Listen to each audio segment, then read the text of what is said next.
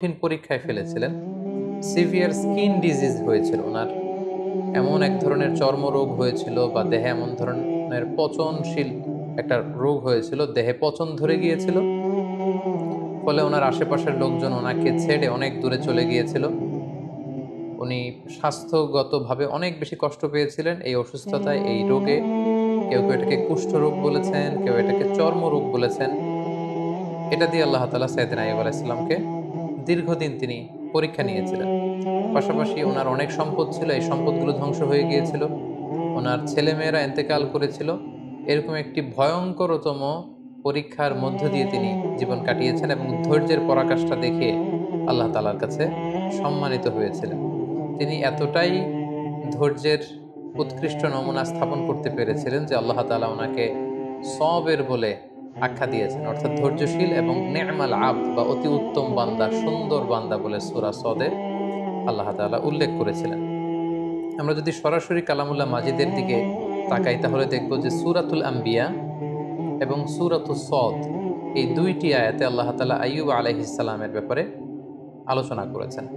সূরাতুল আম্বিয়াতে আল্লাহ তাআলা বলছেন, ওয়া আইয়ুবা ইয নাদা রাব্বাহু আন্নী মাসসানিয়াদ দুররু ওয়া আনতা আরহামুর রাহিমিন। অর্থাৎ হে নবী, স্মরণ করুন আমার প্রিয় বান্দা আইয়ুব আলাইহিস সালামের কথা, যখন তিনি তার রবকে ডেকেছিলেন, মানে আল্লাহ তাআলাকে ডেকে আইয়ুব আলাইহিস সালাম বলেছিলেন যে আন্নী মাসসানিয়াদ দুররু, হে আল্লাহ আমাকে রোগ পেয়ে বসেছে, কষ্ট পেয়ে বসেছে, আমি রোগাক্রান্ত, আমি জরাগ্রস্ত, আমি রোগাগ্রস্ত। ওয়া আনতা আরহামুর রাহিমিন, আল্লাহ আপনি তো মেহেরবান, আপনি তো দয়াময়, আপনি সব দয়াময়ের চাইতে বড় দয়াময়। দেখেন, এত দীর্ঘদিন আইয়ুব আলাইহিস সালাম প্রায় ১৩ বছর এই সিভিয়ার স্কিন ডিজিজ বা চর্মরোগে আক্রান্ত হয়েও তিনি আল্লাহকে বলেন যে আল্লাহ আপনি আমাকে রোগ নিরাময় করে দেন, আপনি আমাকে শিফা দেন, আপনি আমাকে সুস্থ করে দেন। এটা বলেননি, এটা ওনার একটা অ্যাটিটিউড। আমরা যদি রোগাক্রান্ত হই, শিফা চাওয়া, সুস্থ হওয়ার জন্য দোয়া করা, এটা জায়েজ আছে। শুধু জায়েজই নয়, এটি সুন্নাহ। রাসূল সাল্লাল্লাহু আলাইহি ওয়াসাল্লাম নিজেও শিফার জন্য দোয়া করতেন। কিন্তু সাইয়্যিদুনা আইয়ুব আলাইহিস সালাম এক্ষেত্রে ব্যতিক্রম। তিনি আল্লাহ তাআলার কাছে দোয়া করেন যে আল্লাহ আমাকে সুস্থ করে দেন। তিনি কি বলেছেন? তিনি বলেছেন, আন্নী মাসসানিয়াদ দুর, হে আল্লাহ আমার কষ্ট হচ্ছে। আল্লাহ আমাকে রোগ পেয়ে বসেছে, আমি রোগাক্রান্ত, আর আপনি তো মেহেরবান। এতটুকু বলেছেন। কারণ ওনার অ্যাটিটিউডটা হচ্ছে এরকম, রোগ দিয়েছেন আল্লাহ, আমি যে কষ্ট পাচ্ছি এটাও দেখছেন আল্লাহ। সো আল্লাহ যদি রোগ দিয়ে খুশি, আমি রোগ পেয়ে খুশি। তাই এই রোগ আমার থেকে উঠিয়ে নেন, এটা আমি বলতে পারবো না। আমাকে শিফা দেন, এই রোগ আমার থেকে দূর করেন, আমি এটা বলতে চাই না। আমার কি অবস্থা, আমার কতটুকু কষ্ট যন্ত্রণা আল্লাহ তাআলা দেখছেন। তাই তিনি বলেছিলেন, হে আল্লাহ আমাকে রোগ পেয়ে বসেছে, আমি রোগাক্রান্ত আল্লাহ, আর আপনি তো মেহেরবান। আমি রোগী আর আপনি তো দয়াময়। এটা দিয়ে উনি কেমন যেন বোঝাতে চাইলেন যে হে আল্লাহ, আমি যে অসুস্থ, আপনি তো দয়ার সাগর, আপনি তো চাইলে দয়া করে আমাকে সুস্থ করে দিতে পারেন। এভাবে তিনি আল্লাহ তাআলাকে ডেকেছেন এবং আল্লাহ তাআলা এত খুশি হয়েছেন। আল্লাহ বলছেন যে ফাস্তাজাবনা লাহু, আমি আইয়ুবের ডাকে সাড়া দিলাম। ফাকাশাফনা মা বিহি মিন দুর, তার যে রোগ এটাকে আমি ভালো করে দিলাম। কোন রোগে আক্রান্ত হয়েছিলেন এ ব্যাপারে সুস্পষ্ট কিছু জানা যায় না, যদিও অনেক মুফাসসিরিন ইকরাম অনেক ধরনের মন্তব্য করেছেন। আল্লাহ তাআলা বললেন, ওয়া আতাইনাহু আহলাহু, আমি তার সন্তানদেরকে ফিরিয়ে দিলাম। ওয়া মিসলাহুম মাআহুম, এবং অনুরূপ আরো দান করলাম। মুফাসসিরিন ইকরাম বলেছেন যে আইয়ুব আলাইহিস সালামের ৭ সন্তান ছিল, মোট ১৪ জন সন্তান ছিল, ৭ জন ছেলে, ৭ জন মেয়ে। ছাদের নিচে চাপা পড়ে ৭ ছেলে ৭ মেয়ে সবাই ইন্তেকাল করেছে। আল্লাহ তাআলা তাদেরকে আবার পুনরায় জীবিত করলেন। কোন কোন তাফসিরে এসেছে যে আল্লাহ তাআলা ৭ ছেলে ৭ মেয়ে এই ১৪ জনকে আবার জীবিত করলেন। শুধু তাই নয়, ওয়া মিসলাহুম মাআহুম, আইয়ুব যখন সুস্থ হয়ে গেল তার ঔরসে আল্লাহ তাআলা আরো ৭ জন ছেলে, আরো ৭ জন মেয়ে, মোট ১৪ জনকে দান করলেন। সুবহানাল্লাহি বিহামদিহি। আল্লাহ তাআলা বললেন, রাহমাতাম মিন ইনদিনা, এটা আমার পক্ষ থেকে রহমত স্বরূপ। ওয়া যিকরা লিল আবিদিন, আর ইবাদতকারীদের জন্য এতে রয়েছে উপদেশ। যারা আল্লাহ তাআলার ইবাদতে মগ্ন থাকে, আইয়ুবের মতো এরকম ইবাদতকারী হতে চায়, তাদের জন্য এই ঘটনার মধ্যে উপদেশ রয়েছে। সূরা সদের দিকে যদি আমরা তাকাই তাহলে দেখব যে কিভাবে আল্লাহ তাআলা এই ১৩টি বছর রোগাক্রান্ত থাকার পরে আইয়ুবকে তিনি সুস্থ করলেন। আল্লাহ তাআলা ইরশাদ করছেন, উরকুদ বিরিজিলিকা হাযা মুগতাসালুম বারিদুন ওয়া শারাব। অর্থাৎ হে আইয়ুব, আইয়ুব আলাইহিস সালাম যখন বললেন যে আল্লাহ আমার কষ্ট হচ্ছে, আপনি তো মেহেরবান, আল্লাহ তাআলা তখন আইয়ুব আলাইহিস সালামকে বললেন যে উরকুদ বিরিজিলিক, অর্থাৎ হে আইয়ুব তুমি তোমার পা দিয়ে জমিনে আঘাত করো।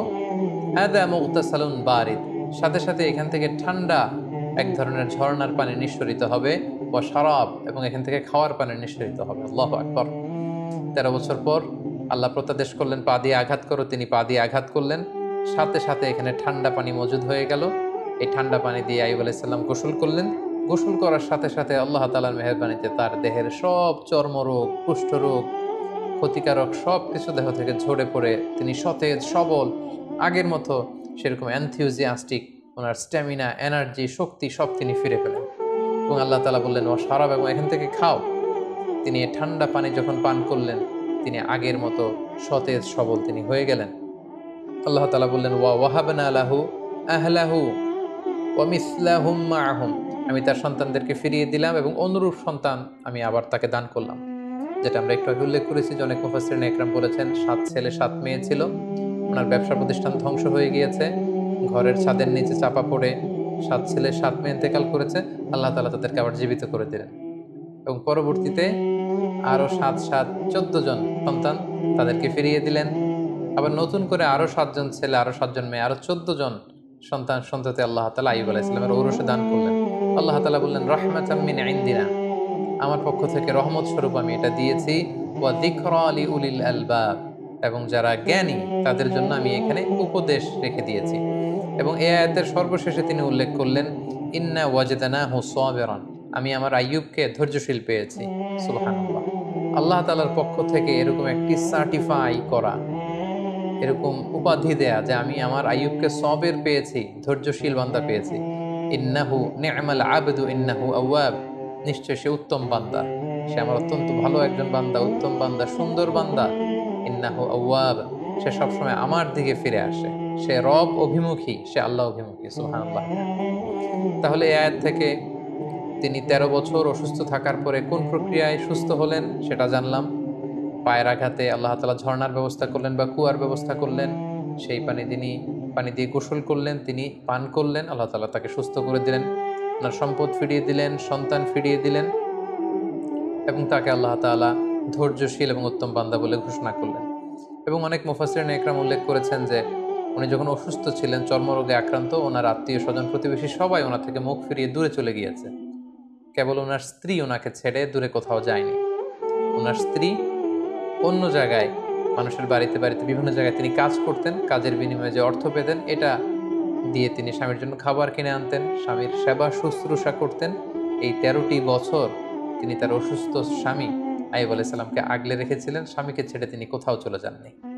সম্মানিত সুধী, এ পর্যায়ে আমরা আইয়ুব আলাইহিস সালামের জীবনী থেকে কিছু লাইফ লেসন আপনাদের সাথে শেয়ার করব।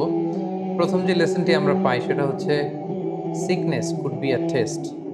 আমরা প্রায় অসুস্থ হয়ে পড়ি, আমাদেরকে মনে রাখতে হবে এই অসুস্থতা কিন্তু আল্লাহ তাআলার পক্ষ থেকে একটি পরীক্ষা। আমরা কখনো সুস্থ থাকি, কখনো অসুস্থ থাকি। আল্লাহ তাআলা আমাদেরকে কাউকে সুস্থ রেখে পরীক্ষা করেন, তিনি দেখেন যে সুস্থ থেকে আমরা আল্লাহ তাআলার শুকরগুজার হই কিনা। আবার মাঝে মাঝে তিনি আমাদেরকে অসুস্থ করেও তিনি আমাদেরকে পরীক্ষা করেন, তিনি দেখতে চান যে অসুস্থ অবস্থায় আমরা ধৈর্য ধারণ করি কিনা। তো আমাদের পুরো জীবন প্রক্রিয়াটাই কিন্তু একটা পরীক্ষার মধ্য দিয়ে যাচ্ছে। আমরা কেউ ধনী, কেউ গরিব, কাউকে আল্লাহ ধনী বানিয়ে পরীক্ষা করেন, কাউকে গরিব বানিয়ে পরীক্ষা করেন, কাউকে সুস্থ রেখে পরীক্ষা করেন, কাউকে অসুস্থ রেখে পরীক্ষা করেন। সো অসুস্থতা কিন্তু আল্লাহ তাআলার পক্ষ থেকে একটি বড় পরীক্ষা, এবং এই অসুস্থ অবস্থায় আমরা সঠিক সময়ে সঠিক রেসপন্সটুকু করছি কিনা, দ্যাট ইজ দ্য কোশ্চেন। এবং আমরা ধৈর্যশীল বান্দাদের অন্তর্ভুক্ত হচ্ছি কিনা সেটা হচ্ছে আমাদের দেখবার বিষয়। আমরা যারা অসুস্থ থাকি, আমরা আসলে কতটুকু অসুস্থতা ভোগ করছি। কেউ আমরা 2 মাস, 3 মাস, 4 মাস অসুস্থ থেকে অনেক সময় বলি যে আমার থেকে অসুস্থতা যাচ্ছে না, আল্লাহ তাআলা কি আমাকে দেখেন না, তিনি কি আমাকে সুস্থ করবেন না? আমরা কি একটু আইয়ুব আলাইহিস সালামের জীবনের দিকে খেয়াল করেছি? তিনি টানা 13টি বছর অসুস্থ থাকার পরেও আল্লাহ তাআলাকে বলেননি আল্লাহ যে আমাকে সুস্থ করে দেন। যদিও সুস্থ করে দেন বলা জায়েজ, কিন্তু তিনি বলেছেন যে আল্লাহ আপনি তো মেহেরবান। সো আমরা অসুস্থ অবস্থায় যেন ধৈর্য ধারণ করতে পারি, আল্লাহ তাআলার উপর আস্থা এবং বিশ্বাস যেন আমরা অটুট রাখতে পারি, সেটা হচ্ছে আইয়ুব আলাইহিস সালামের জীবনী থেকে আমাদের জন্য প্রথম শিক্ষা। দ্বিতীয় যে শিক্ষাটি আমরা পাই সেটি হচ্ছে বড় পরীক্ষায় বড় পুরস্কার লাভ হয়। আল্লাহর হাবিব সাল্লাল্লাহু আলাইহি ওয়াসাল্লাম ইরশাদ করেছেন, ইন্না ইযামাল জাযাই মা ইযামিল বালা। অর্থাৎ পরীক্ষা যদি বড় হয় সেটার পুরস্কারও হতে হয় বড়। আমরা যদি আইয়ুব আলাইহিস সালামের জীবনের দিকে দেখি যে তিনি কত বড় পরীক্ষা দিয়েছেন। আমরা ১ মাস ২ মাস অসুস্থ থাকলেই বলি যে আল্লাহ তাআলা কি আমাকে দেখে না? আমি কতটা অসুস্থ? তিনি কি আমাকে সুস্থ করবেন না? কিন্তু আইয়ুব আলাইহিস সালাম টানা ১৩ বছর তিনি অসুস্থ ছিলেন। এটার কারণে তার পুরস্কারটাও ঠিক সেরকম বড়। তার সন্তানকে আল্লাহ তাআলা নিয়ে গিয়েছিলেন। তার সম্পদ শেষ হয়ে গিয়েছিল। আল্লাহ তাআলা সম্পদ ফিরিয়ে দিলেন। তিনি অসুস্থ হয়েছিলেন, চর্মরোগে আক্রান্ত ছিলেন। তিনি একেবারে সতেজ হয়ে গেলেন, শক্তিশালী হয়ে উঠলেন। যে সন্তানগুলো ইন্তেকাল করেছিল আল্লাহ জীবিত করে দিলেন। নতুন সেই পরিমাণের সন্তান-সন্ততি আল্লাহ তাআলা তার ঔরসে দান করলেন। এই যে অভাবনীয় নাজ নেয়ামত আল্লাহ তাআলা কেন দিয়েছেন? কারণ তার পরীক্ষাটা ছিল অত্যন্ত ভয়ঙ্কর। পরীক্ষা যদি বড় হয় তার পুরস্কারও বড়। এবং নবীদের জীবনে যদি আমরা খেয়াল করি তাহলে দেখব যে নবীদেরকে আল্লাহ তাআলা অনেক বড় বড় পরীক্ষা নিয়েছেন। আল্লাহর হাবিব সাল্লাল্লাহু আলাইহি ওয়াসাল্লাম বলেছেন যে আসাদ্দুন নাসি বালাআন আল আম্বিয়া। মানুষদের মধ্যে থেকে আল্লাহ তাআলা সবচেয়ে বেশি বালা মুসিবতে ফেলেছেন নবীদেরকে। সুম্মাল আমসাল ফাল আমসাল। এরপরে নবীদের পরবর্তীতে যাদের অবস্থান তাদেরকে। এবং ফাইয়ুবতালা রাজুলু আলা হাসাবি দীনি। ব্যক্তির দিনদারি অনুসারে তাকে আল্লাহ তাআলা পরীক্ষা নিয়ে থাকেন। যে যত আল্লাহওয়ালা তার জীবনে পরীক্ষা তত বেশি। সো আপনি যদি খুব বেশি পরীক্ষার সম্মুখীন হন, জীবনে যদি আপনার খুব বেশি স্ট্রাগল করতে হয়, আপস এন্ড ডাউনস থাকে, বারবার অসুস্থ হয়ে পড়েন, তার মানে এই না যে আল্লাহ তাআলা আপনাকে পছন্দ করছেন না। বরং আল্লাহ তাআলা আপনাকে বেশি পছন্দ করেন বলেই, বরং আল্লাহ তাআলা আপনার সম্মান মর্যাদা আরো বাড়িয়ে দিতে চান বলেই আল্লাহ তাআলা আপনাকে বেশি বেশি পরীক্ষা করেন এবং অসুস্থ রাখেন। আমরা অনেক সময় বিপদে পড়লে, মুসিবতে পড়লে, অসুস্থ হলে অসন্তুষ্ট হই। আর সাহাবারা বিপদে না পড়লে, অসুস্থ না হলে তারা চিন্তিত হয়ে যেতেন। সাহাবীদের যখন অসুস্থতা আসতো না, কোনো বিপদ আসতো না, তখন ওনারা চিন্তা করতেন, হায়রে আল্লাহ তাআলা কি আমাকে পছন্দ করেন না? তাহলে আল্লাহ তাআলা আমাকে পরীক্ষা নিচ্ছেন না কেন? আমার জীবনে কোনো বিপদ আসছে না কেন? আমার জীবনে কোনো অসুস্থতা নেই কেন? তার মানে আল্লাহ তাআলা কি আমাকে কম পছন্দ করছেন? ওনারা সবসময় এটা নিয়ে চিন্তিত থাকতেন। আর আমরা বিপদে পড়লে চিন্তিত হয়ে পড়ি। সম্মানিত শুধু মুমিন জীবনে বিপদ আসা এটা একেবারে ওতপ্রোতভাবে জড়িত, এটা আসবেই। আল্লাহ তাআলা বলছেন, ওয়ালা নাবলুওয়ান্নাকুম বিশাইইম মিনাল খাউফি ওয়াল জু'i ওয়া নাকসিম মিনাল আমওয়ালি ওয়াল আনফুসি ওয়াস সামারাত। আমি আল্লাহ তাআলা অবশ্যই অবশ্যই তোমাদেরকে পরীক্ষা করব। কি দিয়ে পরীক্ষা করব? মিনাল খাউফ, ভীতিকর পরিস্থিতির মধ্য দিয়ে তোমাদেরকে যেতে হবে। ওয়াল জু', খাদ্য ঘাটতি ঘটবে, ক্ষুধার জ্বালায় কষ্ট পেতে হবে তোমাদেরকে। ওয়া নাকসিম মিনাল আমওয়াল, সম্পদের ঘাটতি হবে। ওয়াল আনফুস, তোমাদের প্রিয়জনদেরকে কখনো কখনো হারানো লাগতে পারে। ওয়াস সামারাত, তোমাদের সম্পদ নষ্ট হবে, ফল ফসল নষ্ট হবে। দুর্যোগ আসবে, প্রাকৃতিক দুর্যোগ। এই নানা ধরনের ঝঞ্ঝা বিক্ষুব্ধ পরিস্থিতির মধ্যে দিয়ে তোমাকে যেতে হবে। আর আমি তোমাদেরকে পরীক্ষা করবই করব। সো বিশ্বাসীদের জীবনে পরীক্ষা আসা, পরীক্ষা থাকা, ইটস এ মাস্ট। এটা থাকবে। আর পরীক্ষার মধ্য দিয়ে আল্লাহ তাআলা বান্দার সম্মান এবং মর্যাদাকে বাড়ান।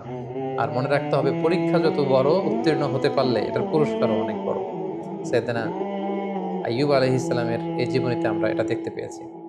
সবশেষে যে শিক্ষাটি আমরা পাই সেটি হচ্ছে একটি শান্তিপূর্ণ জীবনের জন্য, একটি প্রশান্ত লাইফের জন্য একজন নেককার স্ত্রী, লাইফমেট বা সোলমেট খুবই জরুরি। যিনি সবসময় স্বামীকে সাপোর্ট করবেন, স্বামীর সেবা সহযোগিতায় নিজেকে বিলিয়ে দেবেন।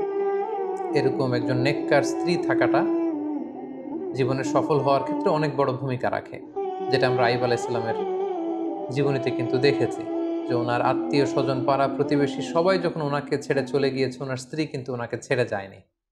ওনার স্ত্রী ওনাকে আগলে রেখেছে, ওনাকে সাপোর্ট করেছে, ওনাকে শেল্টার দিয়েছে, ওনাকে মানসিকভাবে সহায়তা করেছে। এজন্য এরকম একজন নেককার স্ত্রী আমাদের প্রত্যেকের জীবনে দরকার। আল্লাহ তাআলা এরকম একজন লাইফমেট আমাদের জন্য নসিব করুন এবং নবীদের দেখানো পথে এবং মতে আমরা যেন আমাদের জীবন পরিচালনা করতে পারি, তিনি আমাদেরকে তৌফিক দান করুন। হাদা মা ইনদি ওয়াল ইলমু ইনদাল্লাহ আলাইহি তাওয়াক্কালতু ওয়া ইলাইহি উনীব। ওয়াসসালামু আলাইকুম ওয়া রাহমাতুল্লাহি